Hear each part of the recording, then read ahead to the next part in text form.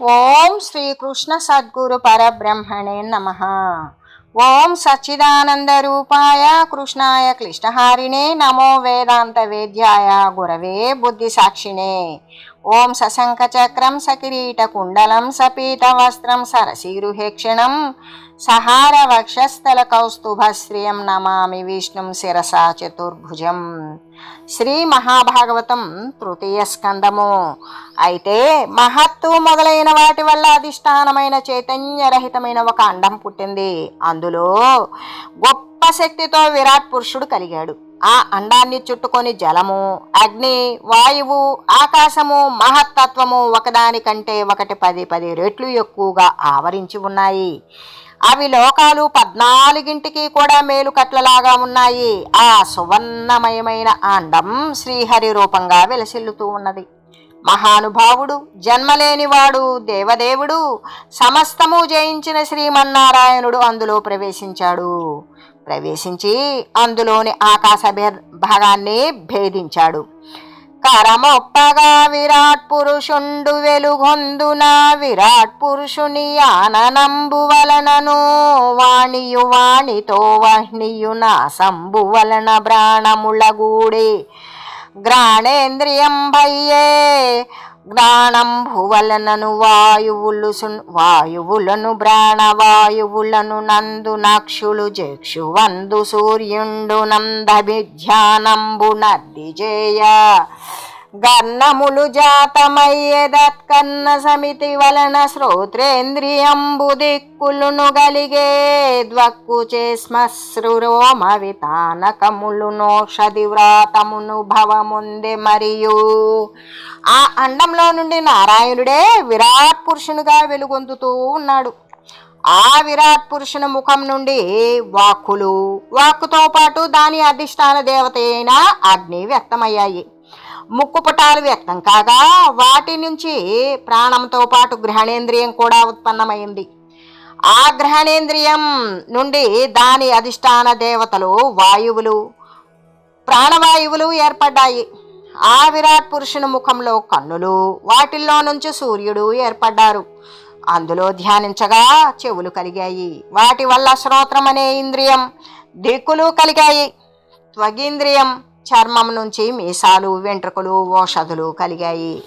దాని వలనను మేఢ్రంబుగానబడి బరగరే తంబు వలన నా పంబు బుట్టే గుదము వలన పానంబు ఉదయమయ్యే దాని వలనను మృత్యువు దగజనించే. ఆ విరాట్ పురుషునిలో మూత్రద్వారం కనిపించింది. అందులోని రేతస్సు లింగాభిమాన దేవత జలం కలిగింది. గుదం వల్ల అపానవాయువు జనించింది. దాని అభిమాన దేవత మృత్యువు జనించింది. కరముల వలనను బలమును నిరవుగనారెంటి వలన ఇంద్రుడు బాదాంబురుహంబు వలన గతియు నరుదుగనారెంటి వలన నాడియు గలిగెన్. ఆయన చేతుల నుండి బలము, ఆ రెండింటి వలన దాని అధిష్టాన దేవత ఇంద్రుడు, పాదపద్మాల వల్ల గమనము, దాని అధిష్టాన దేవత అయిన విష్ణువు కలిగారు. ఆ విరాట్ పురుషునికి వాటి వల్ల నాడులు కలిగాయి. ఘననాడి పుంజము వలనను రక్తము, దాని వలన నదులునో జఠరంబున కలియును దప్పియున నయమున రెంటి వలన నబ్ధులు పుట్టెన్. విను, ఆ నాడులు సమూహం నుండి రక్తం ఏర్పడింది. దాని వలన నదులు ఏర్పడ్డాయి. ఆ విరాట్ పురుషుని కుక్షిలో ఆకలి దప్పుకులు కలిగాయి. ఆ రెండింటి వలన సముద్రాలు కలిగాయి. వీను హృదయము వలనను మనమున దుహిన కరుడు బుద్ధియు చిత్తంబున బ్రహ్మయు క్షేత్రజ్ఞుండును గలిగిరి అవ్విరాజుడు పురుషతన్. పురుషరూపుడైనటువంటి ఆ విరాట్ పురుషుని పద్మాకారమగు హృదయం నుండి మనస్సు పుట్టింది. ఆ మనస్సు నుండి బుద్ధికి అభిమాన దేవత అయిన బ్రహ్మ, క్షేత్రజ్ఞుడు కూడా కలిగారు. ఆ విరాట్ పురుషుని నుండి కలిగిన అంశ అంటే వ్యష్టి రూపాలు ఆకాశాదులైన పంచభూతాలు, వాటి తన్మాత్రలైన శబ్దాదులు, వాక్కు మొదలైన కర్మేంద్రియాలు, వాటి అధిదేవతలు తమంతట తాము సమిష్టి రూపుడైన క్షేత్రజ్ఞుని కర్తవ్యంలో ప్రవర్తించే వాణినిగా చేయలేకపోయాయి. ఎలాగంటే ఆయా దేవతలు అధిష్ఠించిన ఆయా ఇంద్రియాలు దేనికది ప్రత్యేకించి ఆ విరాట్ పురుషుని స్వకార్య నిర్వహణానికి అభిముఖుని చేయలేక క్రమంగా తమ తమ అధిష్టానాలను పొందాయి. వాటిల్లోని అగ్ని, వాక్కు అనే ఇంద్రియముతో కలిసి ముఖంలో ప్రవేశించిన విరాట్ పురుషుడు చేయవలసిన వ్యష్టి శరీరం ఏర్పడనే లేదు. అప్పుడు గ్రహణమనే ఇంద్రియంతో వాయువు కూడినా అంతే అయింది. సూర్యుడు చక్షువు అనే ఇంద్రియంతో కలిసి నేత్రాలను ప్రవేశించాడు, అది కూడా వ్యర్థమే అయింది. దిక్కులు అధిష్టాన దేవతగా కలిగిన చెవులు శ్రోత్రమనే ఇంద్రియంతో కూడి విరాట్టును తన పని చేయటంలో ప్రేరేపించలేకపోయాయి. ఔషధులు రోమాలలో నుండి ఆయన త్వగీంద్రియంలోకి చేరగా వ్యర్థమైంది. జలాది దేవత గల శిష్ణం రేతస్సును పొందగా తన కర్తవ్యం నిర్వహించలేకపోయింది. గుదం మృత్యువుతో కూడా అపానమనే ఇంద్రియాన్ని చేరినా అది కూడా కర్తవ్యహీనమే అయింది. విష్ణువు అధిదేవతగా గల కాళ్ళు గమనంతో కలిసినా అవి అసమర్థాలయ్యాయి. పాణేంద్రియాలు ఇంద్రుడనే అధిదేవతతో కూడి బలాన్ని పొందినా అవి వ్యర్థమే అయ్యాయి. నాడులు నదులతో కూడి రక్తాన్ని పొందటం నిష్ప్రయోజనమైంది. కుక్షి సముద్రాలతో కలిసి ఆకలి దప్పులను పొందడం కూడా వ్యర్థమే మిగిలింది. హృదయం మనసుతో కూడి చంద్రుణ్ణి పొందినా కూడా అది కూడా ఉత్తనే పోయింది. బ్రహ్మ అధిదేవతగా కలిగిన బుద్ధి హృదయాన్ని పొందడం కూడా నిష్ఫలమే అయింది. చిత్తం అభిమానంతో కలిసి రుద్రుని చెందింది, కానీ విరాట్ కార్యాల సమూహం ప్రారంభం కానే లేదు. కానీ చిత్తానికి అధిష్టాన దేవత అయిన వాసుదేవుడు క్షేత్రజ్ఞుడుగా చిత్తంతో కూడి హృదయంలో ప్రవేశించగానే విరాట్ పురుషుడు జలకార్యమైన బ్రహ్మాండాన్ని పొంది తన కర్తవ్యానికి అభిముఖుడయ్యాడు. నిద్రించే వ్యక్తిని ప్రాణాలు మొదలైనవి భగవంతుడు ప్రేరేపించకుండా తమ బలంతో లేవటంలో అసమర్థాలు అయ్యే విధంగానే అగ్ని మొదలైనవి తమ అధిష్టానాలైన ఇంద్రియాలతో దేవతలు మొదలగు శరీరాలను పొంది కూడా శక్తిమంతాలు కాలేకపోయాయి. ఆ విరాట్ పురుషుని నిరంతర భక్తితో వివేకం కలిగిన మహాత్ములు విరక్తులై మనసుల్లో ధ్యానిస్తారు అని, ప్రకృతి పురుషుల జ్ఞానంతో మోక్షం కలుగుతుందని, కేవలం ప్రకృతితోనే సంబంధం పెట్టుకుంటే సంసారం కలుగుతుందని కపిలుడు దేవహూతి మాతకు తెలియజేసి ఇంకా ఇలా అంటూ ఉన్నాడు. జననుత సత్వరజస్తమో గుణమయమైన ప్రాకృత కార్యమగు శరీరగతుడయ్యు పురుషుండు గడగి ప్రాకృతములునగు సుఖ దుఃఖ మోహముల వలన గరమనురక్తుండుగాడు. వికారహీనుడు త్రిగుణరహితుడు నగుచు బలసి నిర్మల జల ప్రతిబింబితుండైనా దినకరు భంగి వర్తించునట్టి ఆత్మ ప్రకృతి గుణంబులయందు దగులు వడి యహంకారమూఢుడై తొడరి ఏనుగడగి నిఖిలంబునకు నెల్లగత్తనని ప్రసంగవశతను ప్రకృతి దోషముల బొంది.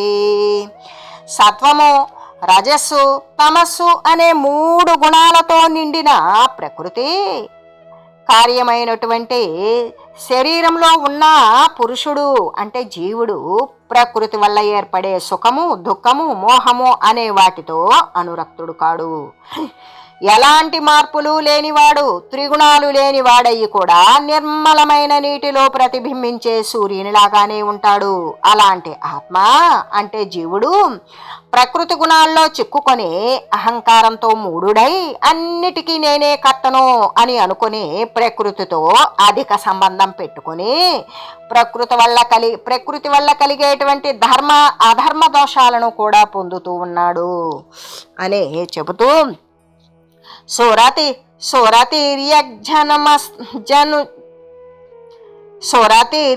మనుజస్థావర రూపములగుచు గర్మ వాసన చేత బరమైన మిశ్రయోనుల దిరముగ జనించి సంస్కృతి గైకొని తాన్. కర్మవాసనల చేత దేవతలు, జంతువులు, మనుష్యులు, స్థావరాలు అనేటువంటి మిశ్రజాతులలో పుట్టి అజ్ఞానజాత సంసారంలో పడతాడు జీవుడు. పూని చరించుచు విషయ ధ్యానంబున చేసి స్వాప్నికార్ధగమ సంధానము రీతి నస సత్పద మానసుడగుచున్ భ్రమించుమతిలోలుండై ఆ సంసారంలో ప్రవర్తిస్తూ ఐహికమైన విషయాలను చింతించడం వలన స్వప్నంలో కనబడే ధనాదులు మొదలైన వాటితో అటువంటి అబద్ధమే అయినటువంటి సుఖాలలో మునుగుతాడు. అపమార్గంలో అతని మనసు పడుతుంది. చంచల మనసుతో భ్రాంతిలో మునుగుతాడు. కాబట్టి పూని మోక్షాద్దియగువాడు దీని తీవ్ర భక్తి యోగంబు చేత విరక్తి పొంది మనము వశముగజేసి యమ నియమాది యోగ మార్గ క్రియాభ్యాస యుక్తి చేసి మోక్షం కోరేవాడు తీవ్రమైన భక్తి కలిగి విరక్తుడై ఇంద్రియ దమనం చేసి నియమాలను అనుసరిస్తూ యోగ మార్గాలను అభ్యసించి మనస్సును వశం చేసుకోవలసిందే.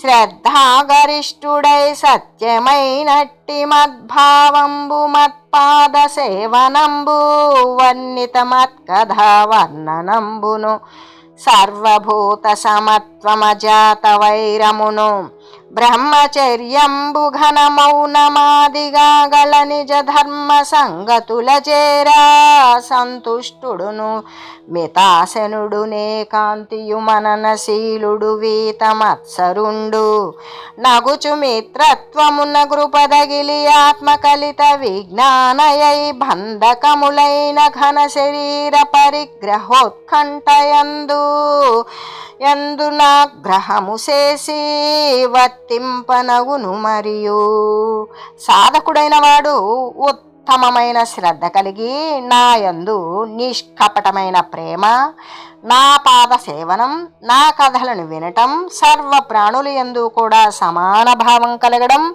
మరి శత్రుత్వం లేకుండా ఉండడం, బ్రహ్మచర్యాన్ని అనుసరించడం, మౌనాన్ని పాటించడం మొదలైన తన ధర్మాదులతో సంబంధం కలిగి ఉండాలి. తృప్తి కలిగి ఉండాలి. మితంగా ఆహారం తీసుకోవాలి. ఏకాంతంగా ఉండాలి. నిరంతరం మననం చేయాలి. అసూయ అనేది ఉండకూడదు. మైత్రి, దయ కలిగి ఉండాలి. ఆత్మజ్ఞానం కలిగి ఉండాలి. సంసార బంధ కారణాలైన పుత్రమిత్రాదుల యందు శరీరం మీద మమకారం లేకుండా ఉండాలి అని చెబుతూ ఆత్మదర్శి మరి జీవుడు ఆత్మదర్శి జీవుని ఈశ్వరుని తత్వం తెలియడం చేత మనస్సులో కలిగే సంకల్పాలు వికల్పాలు తొలగిపోవాలి. అలా తొలగిపోగా పరమాత్మను తప్ప ఇతరమైనది ఏది చూడకూడదు, తలచకూడదు. కంటిలో ఉన్న సూర్యునితో ఆకాశంలో ఉన్న సూర్యుని చూచినట్లుగానే జీవాత్మ జ్ఞానంతో తన ప్రభు అయిన శ్రీమన్నారాయణుని దర్శించాలి. ఉపాధి లేకపోతే మిథ్య అయిన అహంకారంతో పరమాత్మ సద్రూపంతో ప్రకాశిస్తూ ఉంటాడు. ప్రకృతి అనే కారణానికి అధిష్టానము, కార్యానికి కన్నువలే ప్రకాశమైనది, కారణ కార్యాలు అన్నింటిలో ఎడతెగకుండా ఉండేది, పరిపూర్ణమైనది, అంతను వ్యాపించే వెలుగును పొందుతాడు అని చెప్పి ఇంకా ఇలా అంటూ ఉన్నాడు కపిలుడు. వినుమాత్మవేత్తకు విష్ణు స్వరూపంబు నెరుగంగబడు నది ఎట్లన్నన్ గగనస్తుండగు దినకరు కిరణఛాయ జలముల గృహ కుడ్యజాలకముల వలన దోచిన ప్రతిఫలితంబు చేతను హింపగబడిన యయ్యును నిబగిదిని నది మనోబుద్ధ్యహంకరణత్రయ నాడి ప్రకాశమునను నెరుంగవచ్చు. ఆత్మస్వరూపంబు వలతిగా గచిత్తమున దోచు సంచిత శ్రీధనచ్చియం మహామూర్తి సర్వభూతాంతరాత్ముడగుట నాత్మజ్ఞులకు గాననగును. మరియు అమ్మా విను, ఆకాశంలో ఉండే సూర్యుని కిరణాల నీళ్లలో ఇంటి కిటికీలలో నుండి ప్రసరించడం చేత వ్యక్తి సూర్యుని తెలుసుకున్నట్లుగానే మనస్సు, బుద్ధి, అహంకారము అనే మూడింటి వెలుగుతో ఆత్మవేత్త విష్ణుదేవుని స్వరూపం తెలుసుకుంటాడు. ఆ మహామూర్తి అయిన పరమాత్మ సమస్త ప్రాణులకు అంతరాత్మ కావడం చేత ఆత్మస్వరూపంగా మనసులో స్ఫురిస్తాడు. ఆత్మను తెలిసిన వారు అలాగే ఆయనను చూడవచ్చు. జీవుడు సుషుప్తి అంటే సుఖనిద్ర మొదలైన స్థితుల్లో పరమాత్మతో అనుసంధానం కలిగి ఉన్నప్పుడు వానిలోని భూతాదుల తత్వాలైన అహంకారాదులు ప్రకృతిలో లీనమై వాసన మాత్రంగా మాత్రమే ఉంటాయి. సుషుప్తి సమయంలో అవి కార్యం కానీ ఏ పని చేయలేవు. అందువల్ల జీవుడు హెచ్చరిక కలిగి ఉంటాడు. అప్పుడు వేరే ఏది అతన్ని కప్పివేయకపోవడం వల్ల పరమాత్మానుభవాన్ని పొందుతూ ఉంటాడు అని కపిలుడు చెప్పగా దేవహూతి ఇలాగా అన్నది: విమలాత్మయీ పృథివికి నిగంధమునకు సలిలంబునకు రసనంబునకును నన్యోన్యమగు నవినాభావ సంబంధమైన సంగతి ప్రకృత్యాత్మలకును సంతతంబునన్యోన్య సంబంధమైయుండు ప్రకృతి దానన్యాత్మబాయుటెట్లు తలపోయెనొక మాటు తత్వబోధము చేత భవభయంబులు నెల్ల బాయుటెల్లా చచ్చి క్రమ్మర బుట్టని జాడ ఏది ఇన్నియు తెలియనానతి ఇచ్చి నన్ను కరుణ రక్షింపవే దేవగుణ సుసేవ్య భక్త లోకాణు గంతవ్య పరమ పురుష. ఓ నిర్మల బుద్ధి, ఈ భూమికి వాసనకు నీటికి రసానికి పరస్పరం అవినాభావ సంబంధం ఉన్న విధంగా ప్రకృతికి ఆత్మకు నిరంతరం ఒకదానితో ఇంకొక దానికి ఎడతెగని సంబంధం ఉంటుంది కదా. మరి అలాంటప్పుడు ప్రకృతి ఆత్మను ఎలా వదులుతుంది? ఒక్క మారు మాత్రమే ఆత్మజ్ఞానం కలగడం చేత సంసార భయాలు అన్నీ ఎలా తొలగుతాయి?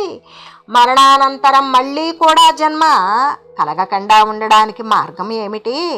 దేవతలకు కూడా సుగుణాలతో సేవించదగిన వాడవు, భక్త సమూహం అనుసరించదగినవో పరమాత్మ, ఈ విషయాలన్నీ నాకు తెలిసేటట్లుగా చెప్పవలసింది.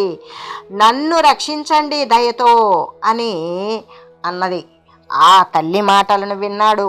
విని భగవంతుడైనటువంటి కపిలుడు ఇలా అంటున్నాడు: శాస్త్రం చెప్పినటువంటి స్వధర్మాల నుండి మరలకపోవటంతోనూ నిర్మలమైన మనస్సుతోనూ శాస్త్రం నిశ్చయించిన నా భక్తి యోగంతోనూ ఉత్తమ కథలను వినడం చేత కలిగిన వైరాగ్యంతోనూ బయటకు కనిపించే ప్రకృతి పురుషుల యథార్థ స్థితి తెలుసుకొనడంతో కూడా మిక్కిలి బలపడినది. కామం సంబంధం లేని విరక్తితోనూ